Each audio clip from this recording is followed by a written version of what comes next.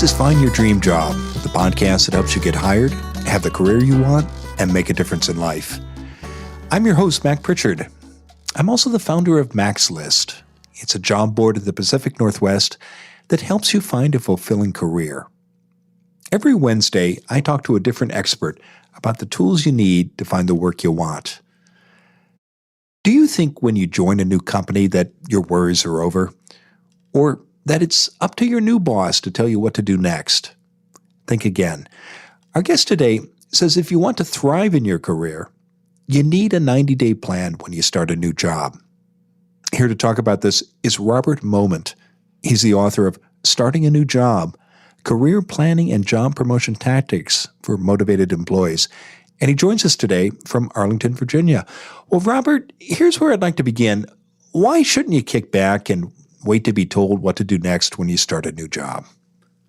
Mac, starting a new job, the reason why you shouldn't kick back, it's really a continuation of your job interview. So your performance is going to be critical. And also, they want to see also whether or not you are a good culture fit, among other things. But Robert, isn't the interview over? Are you still standing on that trap door? Isn't the job yours? The job is yours after 90 days and beyond, because you're still under evaluation. They want to make sure everything that you said during that interview, you can transfer those skills, the soft skills that you said on the resume and even face-to-face, that you can perform the job that you in that new role. So I know you work with a lot of job seekers and employers. Do you see companies let people go after the first 90 days? Yes, they do. And why are those first 3 months so important, Robert? They're so important because really they want to make sure that they are making the right hiring decision. And the first 30, 60, 90 days, where it's critical, they want to make sure not only can you do the job, but also they want to make sure are you a good culture fit? Because, it really costs companies money to have bad employees past the 90 days. You mentioned culture fit. This is a phrase that comes up a lot. And when I talk to candidates, sometimes, Robert, they get frustrated because they don't know what it means. How would you, when you talk to employers and they speak to you about culture fit, what are they looking for with new employees, particularly during those first 90 days? They want the likability factor. They want people who are nice, have a positive attitude, very enthusiastic, want to be there to contribute and also produce results. I want to be clear because you're talking about personality traits. Employers don't expect people to be somebody they're not, do they? No. So when you talk about likability, a listener might think, well, I'm doomed. I'm a quiet person. I'm introverted. I'm not a glad hander. Oh, am I going to lose this job after 90 days? You do have to be able to work well with people, because if you're working with a team, you have to be able to get along with those individuals, have a positive attitude. So when I say the likability factor, being able to work well with others, because that's a critical soft skill.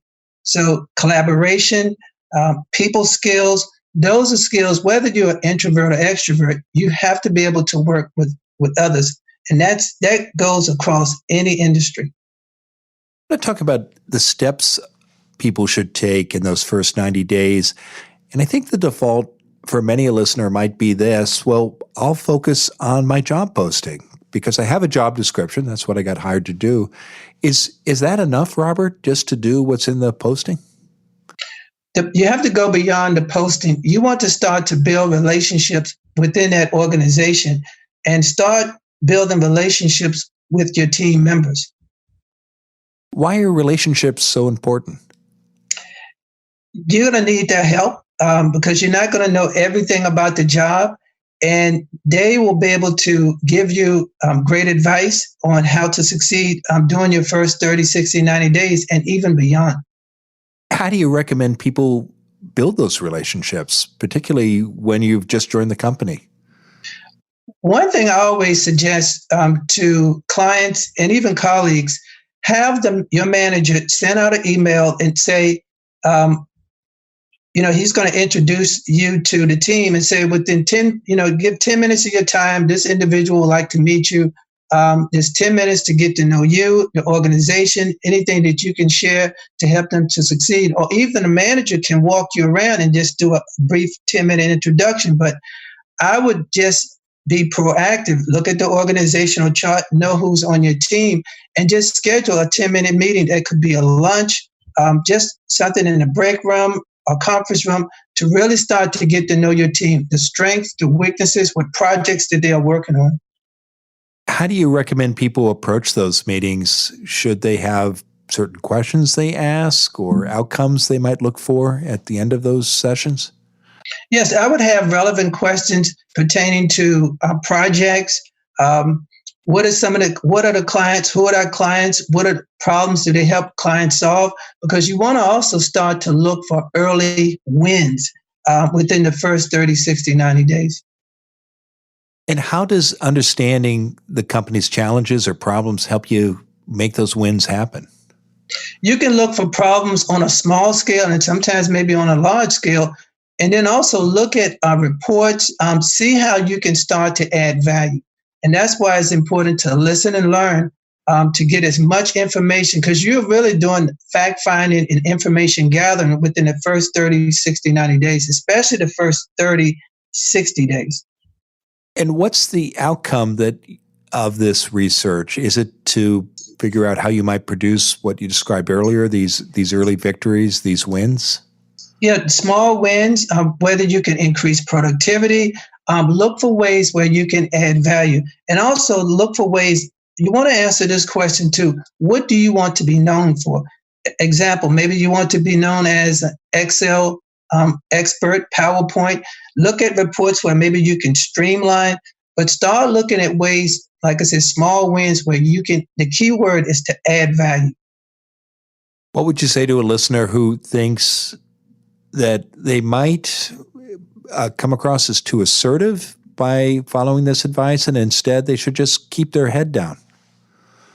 I would encourage listeners to always be proactive, because it demonstrates the initiative that you want to succeed, but also you want to be a part of the organization.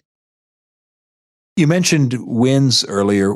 Tell us more about why wins matter, particularly when you've just joined a company. It helps you, Mac, to really start to stand out. And so how does it help you stand out, Robert? It helps you stand out. They'll see it, they're looking at you, that they are making a good hiring decision. Let's say, for instance, you get a report, start to get a report, you look at the report and you see how you can streamline that report.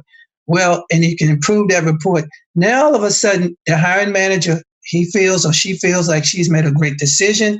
But then also, what it does, they start to see the value that you can bring to the organization. And then also, it starts to build that relationship of trust. And also, it starts to help you also gain more confidence in doing the job. You mentioned streamlining reports. Can you share other examples, Robert, of steps your clients have taken to get these kinds of victories in those early months? Also, look at problems, identify problems, industry problems. And when I say industry problems, even outside of your organization, and also see what other companies are doing. I would highly recommend listeners to always subscribe to Google Alerts and put in keywords. You can put in your competition. You can put in keywords, let's say business analyst. What a company's doing outside of your industry, outside of your company, and see how you maybe can incorporate some of those, I would say, best practices within your organization. You mentioned relationships earlier and reaching out to individual managers or having your manager make introductions to people on your team. What about your relationship with your manager, your supervisor? How do you recommend a listener manage that relationship, especially during those early months? It's critical during the early months to really have good open communication with your manager. And I would highly recommend, now, the manager can decide how often, but I would solicit at least biweekly feedback to get a feel for your job performance. How does he or she see you trending in this job? So I would definitely highly recommend solicit one-on-one feedback with your manager. So if your manager doesn't propose a regular check-in once or twice a month, you think it's a good idea to do that on your own initiative? Yes, be very proactive. Okay. And should you also take charge of the agenda and suggest topics that you and your manager might review? Yes, and that's an excellent question, Mac, because you want to be proactive and demonstrate once again your enthusiasm and being assertive that you want the new role, but you want to succeed in that new role. What about someone who might be concerned that this behavior might be perceived as threatening, or perhaps that you're trying to get a promotion quickly, or even that you might be after your boss's own job? Get a feel for your boss's leadership style, communication style, and talk to your team members to really get to know, and you'll be able to know how to manage that process once you get to know that individual. Well, I want to take a quick break, Robert, and when we come back, I want to continue our conversation about these first 90 days. I'm especially interested in exploring something you touched on earlier, which is asking lots of questions. And I know curiosity can be a very powerful tool when starting a new job. So we'll be back in just a moment, and we'll continue our conversation with Robert Moment about why you need a 90-day plan when you start a new job. It's never been easier to apply for work. Do a simple search on the internet for any job, and you'll find dozens, sometimes hundreds of openings. But many job seekers tell me it's never been harder to get an interview, much less a job. Does this sound like you? I talk to employers who post on the Max List job board all the time. These managers tell me that the people they hire have clear goals that match the mission and needs of the company. Do you have a clear job search goal? Go to maxlist.org/focus. You'll get our free guide, Finding Focus in Your Job Search, and you'll learn a simple step-by-step process for setting your own goals. Go to maxlist.org/focus. When you know what you want in your next job, your search gets so much easier because you focus on only the jobs that interest you, not the positions you could do. And here's something else that happens when you have a clear goal and stop applying everywhere. You get fewer rejections, more interviews, and better offers. Doesn't that sound nice? Get your copy today of Finding Focus in Your Job Search. It's free. Go to maxlist.org/focus. And now, let's get back to the show.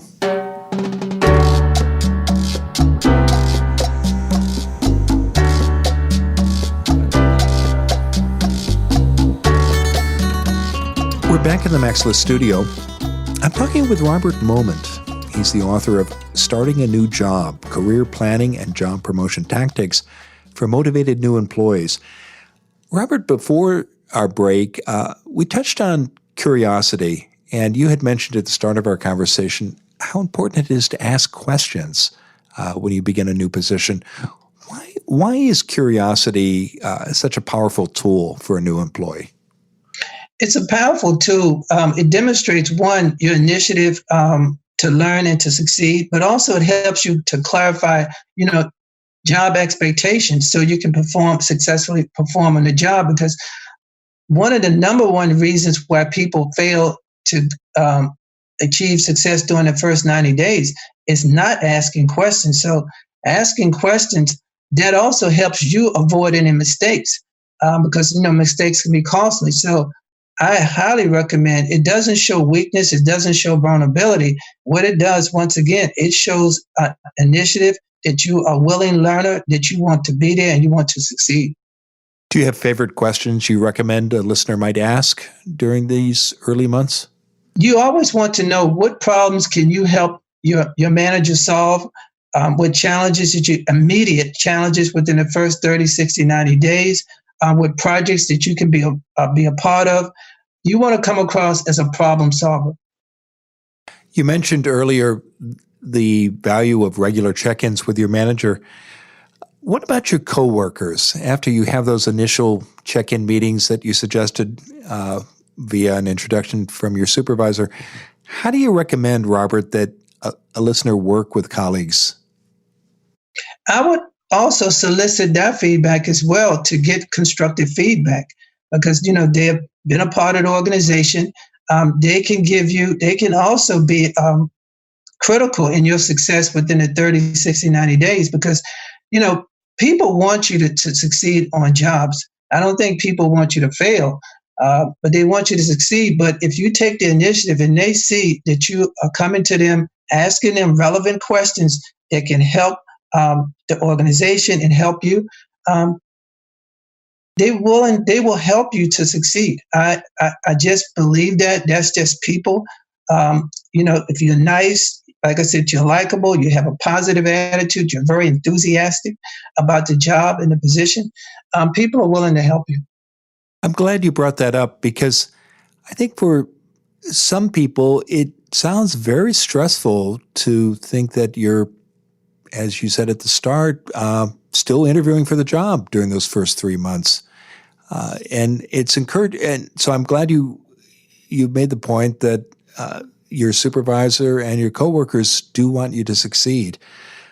Do you have suggestions, Robert, about how people can manage the stress that they might feel during these early months?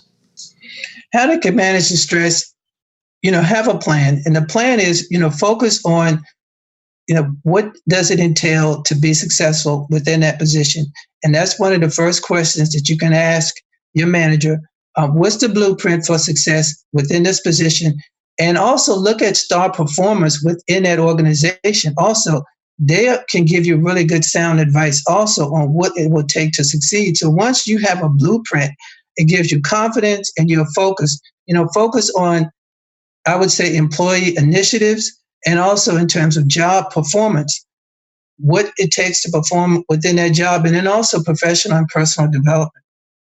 Okay, I'm glad you brought up the blueprint. And are there other elements that you would include in a 90-day plan that a new employee is putting together?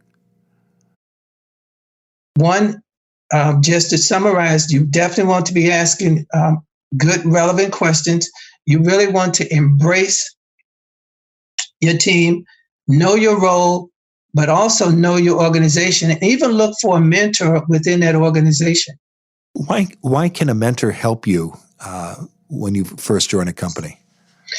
A mentor can help guide you, help you avoid pitfalls, but also can help you achieve success because they know what it takes to succeed within that organization, but also too, they know the culture. And I think every organization have unwritten rules. And the unwritten rules, they also be able to, like I said, help you navigate and guide you within that organization. And they know the key players, and they truly know how that organization is run and what it takes to succeed within that organization.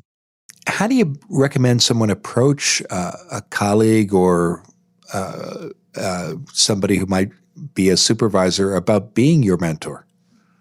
I would look at the organizational chart and I would just send them a kind, friendly email and just reach out, just keep it very informal. Say, I would like to, first, you want to build relationships. And it just, once again, that one-on-one. And then if you feel comfortable, if there's some chemistry and you see the individual might be willing to help, and then just ask them point blank, I'm seeking a mentor within the organization. And I would say in the past, whether it's been clients or colleagues, and they said most people would want to reach out and help you as a mentor. And can you tell us more about what you mean when you say mentor? Is this someone you might have a long-standing relationship with, or is it a person you might turn to for specific advice about a particular challenge? I think it could be either. It could be short-term or long-term, but I would highly recommend someone first that you can turn to for advice, but also long term. Because if you're looking to stay within an organization, that person will be a good ally, someone in your corner that can support you, and someone that you could actually have good, honest, open conversation with, and also they can give you constructive criticism or constructive feedback. So I would say long term more so than short term. And what does that relationship look like on an ongoing basis? Is this someone you meet with once a month for 30 minutes? Do you prepare an agenda, or do you contact them by email with a particular question when a challenge might arise? What have you seen work, Robert? What I've seen work, that's a great question. Mac, let the mentor decide, and he or she will guide you in terms of what will work for them, and let the mentors decide. And because they see you already are proactive, so they will help. They would say whether it's monthly, bi-monthly, but let them tell you how they're going to mentor you.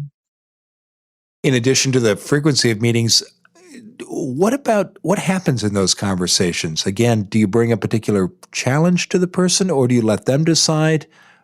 I'm pressing on this because probably the mentor that you approach is going to be busy and will want to know how they can be helpful. And maybe are they looking to you, Robert, for direction about how that might unfold? You want to maximize that time, and you want to maximize that time. You want to have an agenda. If you're struggling in an area on your job, you want to be very clear and concise when you talk to your mentor. Not them having to guess or probe. You want to be very clear because like I said, you want to maximize that time because that time is very valuable. And they would really appreciate that when you go to them with problems or whatever it may be, but you want to be clear and concise. You do want to have an agenda. We've talked a lot about particular strategies that people should consider following during these first 90 days and beyond. Do you recommend, Robert, that someone actually sit down and write out a plan? Or is this something that you do informally?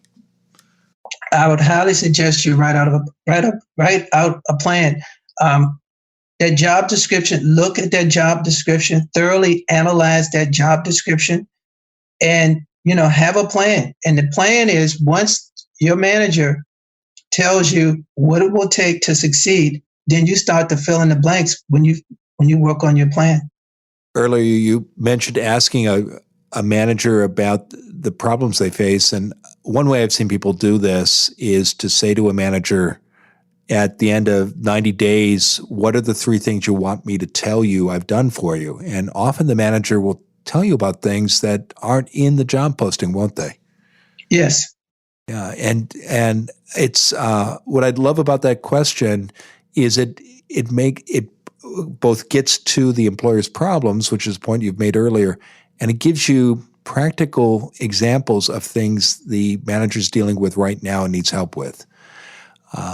Well, Robert, what would you say? How do you know the interview is over? Do employers have formal check-ins at the end of 3 months typically, or when do you know you're not standing on the trap door anymore? Well, they will meet with you. Usually, they do have a probationary period. They'll have a specific date. They will sit down and say they will go over your performance 30, 60, 90 days, and they would say, we really like your performance, and that's of course that's a sign that you will continue to be employed. So yes, they do have a one-on-one sit down where they analyze. And they give you feedback on your performance within the first 30, 60, 90 days. So know that that's going to happen, prepare for it, and get ready for that meeting. But many of the practices you've shared here, Robert, are strategies that can be helpful to you throughout a career, aren't they? Yes, they can. And the key is, once again, is to have a plan, be proactive, and always look to add value. I say, know your value, effectively communicate your value, and then demonstrate your value consistently throughout your entire career. Well, it's been a terrific conversation. Now, tell us what's next for you. What's next for me? I'm working on my next book, Always Be Kind, and How to Be Kind to Others.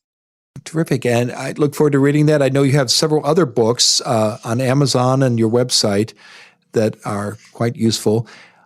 And people can find those by visiting your site, which is at howtoaceaninterview.com.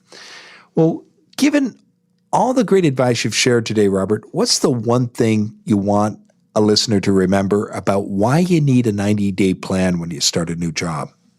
First impression is always your lasting impression, and it will determine your success or failure within the first 30, 60, 90 days.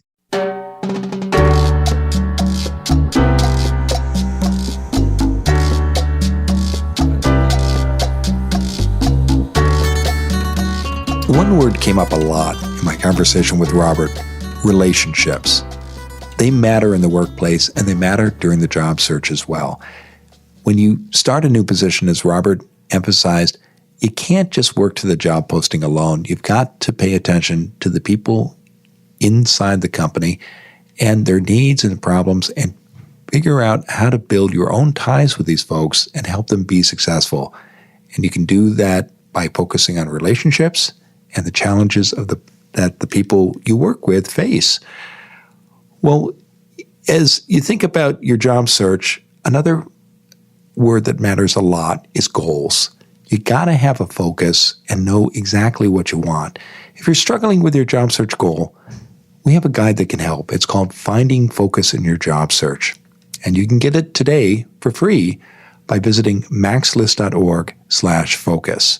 Again, go to maxlist.org/focus and you can download a free step-by-step guide to setting your own job search goal. You're in a job interview, and you notice the interviewer keeps using phrases like, "Tell me about a time," or "Give me an example," and "Describe a situation." These are behavioral interview questions. And if you want to answer them well, you need to prepare before you walk into the interview room. Our guest next Wednesday is Gina Riley. She'll show you how you can answer any behavioral interview question. Until next time, thanks for letting us help you find your dream job.